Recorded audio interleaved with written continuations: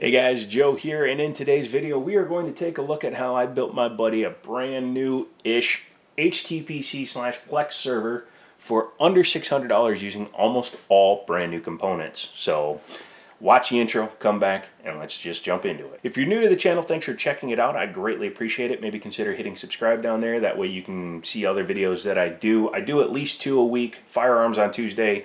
The rest of the week on Thursday it's usually tech. It could be something else. Plus other stuff as I get rolling again. This one is kind of one I've been working on since before the end of the year. My buddy Daniel, he's been in a lot of my shooting videos, wanted a HTPC slash Plex server. He wanted a very small computer that he could keep in his living room, that he could stream his movies on and do all of his fun stuff without it being a full tower, but also not having to rely on any of his friends for their accounts or their Plexes or anything like that. So during all this time, he's been acquiring movies himself, and he's ready to go. He's got one big hard drive. He's going to buy another big hard drive, but he wanted me to get him set up with his system. So let's take a look at the components we went with. And as I said in the opening, almost all of the parts are brand new except for the graphics card, which is an R9 380, which is more than good enough for a Plex server, and this RAM, and that's because I got it for a steal, and we'll talk about that. But the heart of the, or actually the body of the system, is an EVGA Hadron Air. This is a mini ITX case that actually comes with a power supply installed in it already. It has an SFX, I believe it's a 375, a 500 watt. Actually, small form factor is not the right term. It's its own custom design, but it's made to fit in this case. But a 500 watt power supply and the case for $100 shipped from EVGA. I got it on their backstock website, and it was a good deal, and they have them all the time.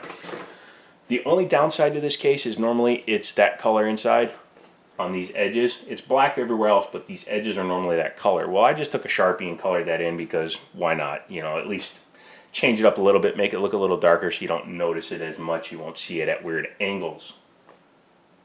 Little thing, but it seemed to make a difference. The other reason I went with this one is because it's got an 8-pin, so his graphics card options are wide open. He could run a 2060 or even 2070 in this thing if he really wanted to, and that is totally up to him. This is more than enough to get running on a Plex because the CPU and the that sounded really weird. CPU is the important part. And for the CPU, we're running a Ryzen 5 1600, which should be more than enough, again, for what he's looking to do. 1, 2, possibly at the most 3 streams at 1080p. He's not doing Blu-rays.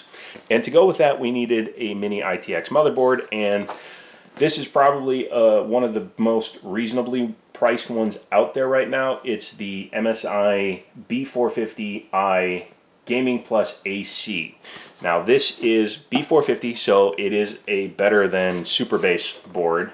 It's not an X, so you're not going to get a whole lot of overclocking out of it. However, he's not going to be overclocking this thing. But what I also like about this one is that it had Wi-Fi built into the motherboard. A lot of ITX boards do, but it's very nice to make sure that it has that. That way he can run wired or wireless. I believe he's running wireless. This case has 2 bays for 3.5-inch drives, which he will be populating. However, that's up to him. I'm not worrying about that. He has one 4 terabyte, and then he's going to get an Iron Wolf, probably 10 terabyte or something, or some kind of NAS drive. To get him up and running, I just went with a 250 gigabyte non-NVMe. This is just SATA 3 SSD, because it will run at SSD speed and it will fit on the motherboard and it won't take up any more space in the case. And I will pre-wire it for the hard drives, and he can just install them at any time. For RAM, I got a good deal on this stuff. It's Timitech, which is a lesser known brand. It's an Amazon special brand, but it's DDR4. It's 32 gigs of this stuff, and it's at 3600 megahertz. So it's more than fast enough, and AMD likes speed. Graphics card is just a R9 380. However, it is an Asus DirectCu 2, so it's overclocked. It's a custom PCB. It's nicer than the factory, and I've gamed on it. It will run Forza Horizon 4 at 1080p medium and give me 60 FPS. So if he wants to game on it, he can, because it will be equivalent to his Asus ROG laptop that I got him. That's about it. This is going to be jumpy like I normally do when I do a build, because I don't like to film 5, 6, 7 hours and then have to sit through it. Sorry, that's not my style here. This is more of a, hey, here's what we did, and here's what it cost, and here's what it looks like as I'm doing it, and here's what it looks like when we're done. So here's a bunch of jump cuts. Hope you don't get dizzy. First thing I'm going to do is test the motherboard. I had a problem with a used motherboard that I had picked up from a buddy because the traces on the back of the motherboard were damaged by somebody taking off the cooler. This being a brand new board from Newegg, it should be fine. Here's your M.2 on the back of the motherboard, so that's nice to have there. It's got 2 RAM slots, that's why we went with 2 RAM sticks, as well as a x16 slot. Wi-Fi built in, and it's a decent little board. It's black, so it should fit in no problem, and it still has 4 SATA ports as well, so we can hook that up. 3.0 front, 2 fan headers. Yeah, I'm just noticing that it only had 2 fan headers, which I guess is common on an ITX board, but it's a little annoying. I will be actually having to use an adapter because it has 2 fans plus the fan for the CPU, so that will be an issue down the road. Wi-Fi antennas, nice backing plate. So pull everything you need out of the box and go ahead and use the box as your static-free workbench. I did make my own workbench using parts off of my P5 that I didn't wind up using in any of my builds, and we'll be talking about that in another video. As per the usual, when you're testing a little ITX board, you should use a 1000-watt power supply. This is an EVGA Supernova G2. Figured it should provide just enough power to get the system up and running. That's a joke. I have had the Ryzen box open before because, as I said, I was trying it in the other board and it didn't work, which was a bit of a bummer, but that's okay. So I know the pins are fine there. And I had to remove it because I had to take the CPU back out of the system. This is just your standard AMD cooler that comes with the 1600. It should be fine for it. You will notice though that this one actually screws into the back plate, so it won't be using the standard AM3, AM4 mounting hardware. You just need to take these screws out and then pop these off. I'm going to keep those with the motherboard box in case we want to put a different block on it, water cool it or whatever down the road, and then we will just screw that in once we install the CPU. AMDs are still using the pinned CPUs versus the pinned socket. I think it's a good thing because, number one, if you bend a pin on an AMD processor, it's a hell of a lot easier to repair that than it is to fix the pins inside of the socket on an LGA. That does limit the number of pins you can get on here, however, it is very densely populated. So the Ryzen 1600 is a 6-core 12-threaded processor. It will be more than good enough for my friend to have in his build. AMD also more clearly marks the direction for the arrows, so arrow to arrow. It's a 0-insertion socket, so do not force it. Just kind of set it so that it goes into the holes. Little zhoosh to make sure that it's not sticking on anything, and then you just close the socket and it's installed. So that's step number one. I'm going to put the cooler on it, put the RAM in it, I'm going to get it all hooked up, and then we'll come back and test it. Okay, everything's installed, so let's go ahead and try doing a first boot, and let's see if I can figure out which pin it is. I think I know. I think it's this one up here. I think I was wrong. I'll be right back. Okay, attempt number 2, now that we actually have power to the system. Let's try this again. There we go. It's usually JSP1, just so you know. I'd really like you to work now, please. 1 boot, 2 boot, 3 boot, 4. There we go. I'll be honest, I was a little scared because I was worried the other motherboard might have killed the processor. No, there's nothing wrong with it, just these giant scratches on the back of it. Make sure that it sees my drive. Yep, sees the crucial 256 gig back there. What I need to do is go ahead and put in my Windows 10 media, which is this little guy, and then we're going to get Windows 10 loaded onto this thing. Sorry, you'll have to forgive me. I'm so used to actually building and running these things on their boxes that I was actually going to go through the whole Windows install without putting it in the case. I think I should actually build the thing before I start installing Windows. What do you guys say? How about that? They already have it installed with a splitter. No need for that. Now, the one negative that a lot of people have, number one, was the fact that these were silver, but number two is the fact that it uses ketchup and mustard cables. I do agree that is slightly annoying, as well as the fact that these cables are designed to go in this way into the hard drive, so not much we can do about that either. It does have some cable management here on the side of the drive bays, and hopefully those will come in handy. Number one importance, at least for a complete build, is to have your rear I/O shield. They don't show you that in PC Building Simulator. Typically, your headphone and AC stuff will always be at the bottom of the cover, so keep that in mind. It'll help you figure it out. Plus, if you're trying to read things on the back and it looks like a foreign language, try turning it over. You do have to use a little bit of force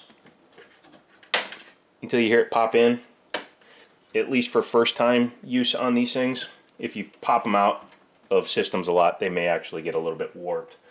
But now that that's in there, we can go ahead and install the motherboard. And we'll come back once I have it all put in, or if anything comes up along the way. You know, for like 10 seconds as I was putting this together, I'm like, hey, maybe I should build myself one of these mini ITX systems. And then I remembered why I have P5 and a full-size Cooler Master and all those cases, because this was a bitch. Everything's in there. It's very tight. Things like the front panel connectors, because of the way they knew it would be routed, they've got it kind of sitting there, and I'm going to zip tie that up to the power cable, I think. Graphics card was a tight fit because of the cables in the front, but it's in there. A reference board, 1070, 1080, Vega should fit no problem, because this is a, again, aftermarket board and a extended cooler. I did wire it with 2 SATA cables so he can put in 2 big drives along with the cables up there for it. And yeah, let's go ahead and perform the smoke test and see if she starts or if she explodes. Let's turn the power supply back on. Yos! So yeah, that's together. Let me grab the side panel because I'm going to put that on, and then we'll see what it looks like when it's all together. Yeah, that doesn't look too bad with the glass on there, or the side panel. It's an extremely thick piece of acrylic. I think it's like 6 millimeters possibly, but it seems to be working good. I'm going to go ahead and load up all the things on here. Pretty good airflow. I mean, it is called the Hadron Air, so that would make sense. Yeah, I'm going to get everything loaded up. I'll come back to you and we'll see what the temperatures look like. So I've installed the drivers for the R9 380. I've installed all the whatever needs to be installed. And I'm running a Firestrike right now. It's at 63 degrees Celsius. It's probably going to hit about 65, 66 before the test is done, which is fine because it will never be under that kind of load under normal circumstances. And even that isn't terrible. This is a very, very punishing test for a graphics card because it literally hits it with everything it can under normal movie streaming and things like that. It's going to be using the processor for 90% of it, and he'll be able to use just a lower fan curve, obviously. I just pumped it up just to make sure that the CPU and GPU and everything are working at their proper capacity, and I want to keep it cool while I'm doing that. So yeah, so far it's doing fine, and the temperature will drop between scenes and it'll run pretty stable. But overall, I'm pretty happy with the system. You know, it's tiny. It's teeny tiny. In fact, that's an R9 390 for a size reference. And that's a Zune for size reference for the R9 390. And this is a Game Boy Advance game holder for size reference for the Zune, which is size reference for the 390, which is, I'm just kidding at this point. Yeah, overall, I think it came out pretty well. The system should work fine for him. It'll be an overkill Plex server, but it will also allow him to play some of his games at home. He plays some pretty easy-going games, a lot of 2D stuff, and this will work perfect for those. So it should work great. It was pretty inexpensive, as I said. It was under $600, and I could have gotten it even cheaper, but I wanted to give him some decent stuff like a better processor. I could have built him an old, like, 8350 system or a Z77 ITX Intel system, but I didn't want to do that. I wanted to give him the best possible performance for his money and just make sure that he has a system that will work great for what he's looking to do with it. And if he ever decides he wants to upgrade the graphics card later, not a problem, we can do that. If he wants to add whatever, he can. It's pre-wired for 2 more hard drives, so he puts in his big storage drives, that's good to go. Doesn't need more RAM. It's got 32 gigs of the stuff, which is more than 90% of people run in their systems. Most people run 16 gigs on a gaming system. So for a Plex system, 32 gigs is overkill. 6 cores, 12 threads, overkill, but I'd rather resistance for upgrade necessity at this point. This system should work for a couple of years. It's just a Plex server and a light gaming server. So I'm happy. Hopefully you guys thought it was cool. Let me know in the comments if you've built something this small. Should I do one for myself, eliminate the hard drives, hide the wiring as much as I can, and then water cool it? Or should I just go bigger, which is an option? So let me know in the comments. Some cool stuff coming up with tech. I'll keep you updated on that. And for now, we'll talk to you later.